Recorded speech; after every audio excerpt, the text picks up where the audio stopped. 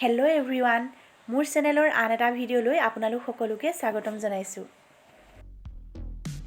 আজি আপোনালোকলৈ লৈ আহিছোঁ ভেনিলা স্পঞ্জ কেকৰ এটা ৰেচিপি। এই ৰেচিপিটো একেবাৰে সহজ বনাবলৈ। কেকটো বনাবলৈ প্ৰথমে মই বাতিটো ৰেডি কৰি লৈছোঁ। মই এনেকুৱা ধৰণৰ এটা এলুমিনিয়ামৰ বাতি লৈ লৈছোঁ। এইটো প্ৰেছাৰ কুকাৰৰ ছেপাৰেটৰ বাতি হয়। এতিয়া মই এখিলা বগা কাগজ লৈছোঁ আৰু কাগজখিলা বাতিটো এনেকৈ উল্টা কৰি দি মাজৰ অংশটোৰ জোখ লৈ কাটি লৈছোঁ। এতিয়া মই বাতিটোত অলপমান ৰিফাইন তেল দি দিছোঁ।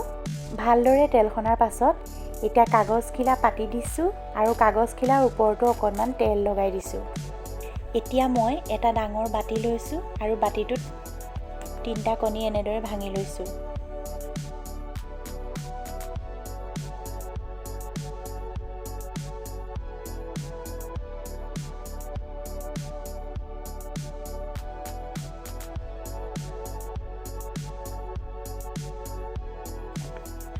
এতিয়া মই এডাল হেণ্ড হুইকৰ সহায়ত এনেদৰে ফেটি ল'ম আৰু হেণ্ড হুইকৰ ঠাইত আপোনালোকে হেতা নাইবা ডাঙৰ চামুচ এখনো ল'ব পাৰে।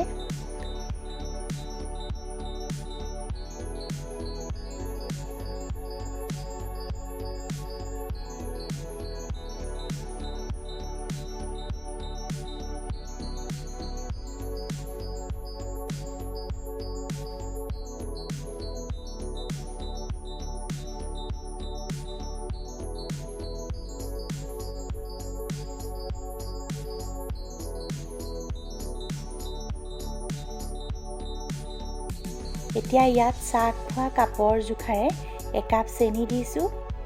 চেনিখিনি মই মিক্সিত গুড়ি কৰি লৈছোঁ।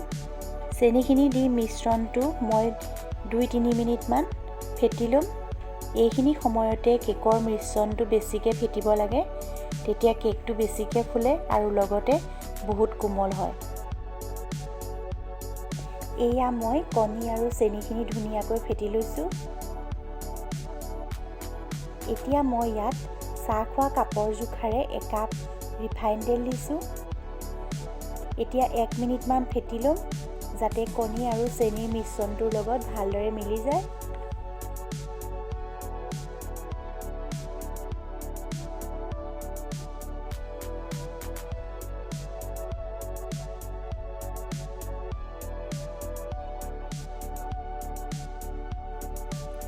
এতিয়া ইয়াত মই শুকান সামগ্ৰীখিনিও যোগ কৰিম। তাৰ কাৰণে চেকনি এখন পাতি লৈছোঁ। তাত চাহ খোৱা কাপৰ জোখাৰে একাপ ময়দা দিছোঁ। এতিয়া ইয়াত মই চাহৰ চামুচেৰে এচামুচ বেকিং পাউডাৰ দিছোঁ।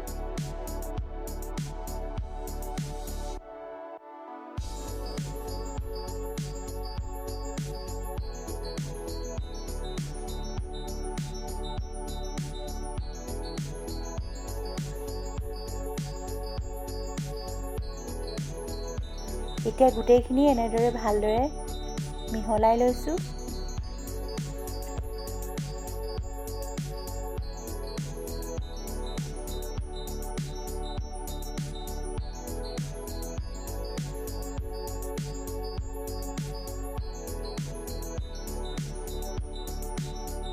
শুকান সামগ্ৰীখিনি দিয়াৰ পাছত বেছিকৈ ফেটি থাকিব নালাগে।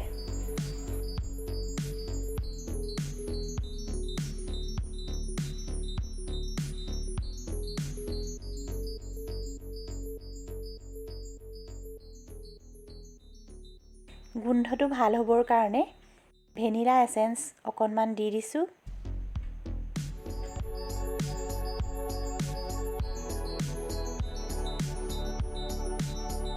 আকৌ এইখিনিও ভালদৰে ফেটি লৈছোঁ।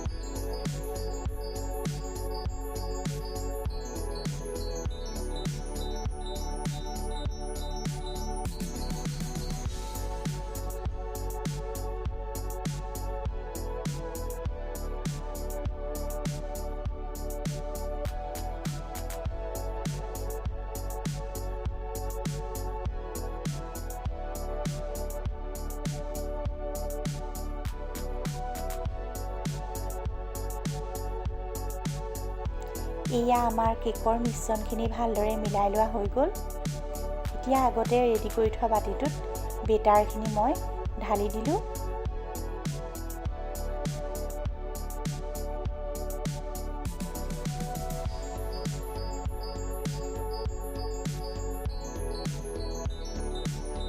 কেকৰ বেটাৰখিনি দিয়াৰ পাছত এনেদৰে 3বাৰমান থপথপাই দিছোঁ যাতে বাতিটোত ভালদৰে এডজাষ্ট হয়। চেৰি মিহি মিহিকৈ কাটি লৈছোঁ। ইয়াৰ ওপৰত এনেদৰে দি দিছোঁ।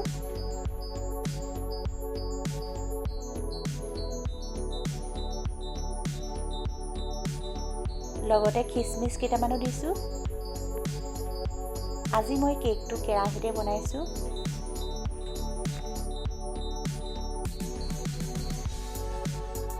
তাৰ বাবে কেৰাহী এখনত মই ষ্টেণ্ড এডাল পাতি মিডিয়াম ফ্লেমত 10 মিনিটমান প্ৰিহিট কৰি লৈছোঁ আৰু এতিয়া বাতিটো বহুৱাই দিছোঁ।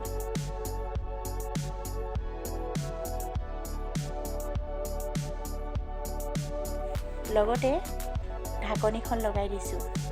এতিয়া গেছৰ ফ্লেমটো একেবাৰে কমাই লৈছোঁ। কম জুইতে কেকটো সিজিবলৈ দিছোঁ প্ৰায় 45 মিনিটমান সময়।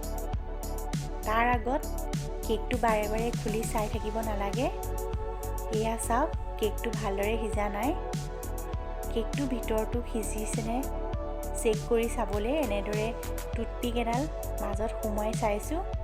দেখিছে কেঁচা বেটাৰ লাগি অহা নাই, মানে কেকটো আমাৰ ধুনীয়াকৈ সিজিল।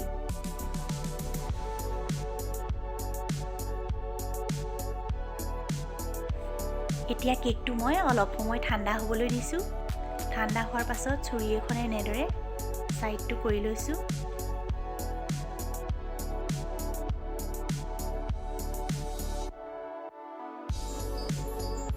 এয়া দেখিছেনে কিমান ধুনীয়াকৈ কেকটো ওলাই আহিছে।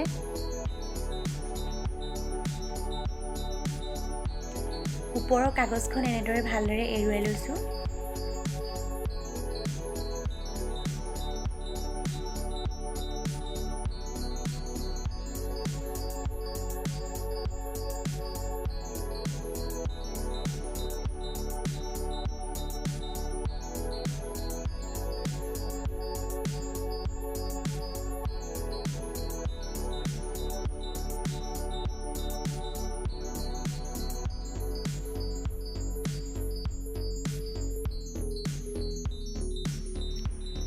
এয়া চাওক, কেকটো এনেদৰে ভালদৰে কাটি লৈছোঁ। কিমান স্পঞ্জি হৈছে।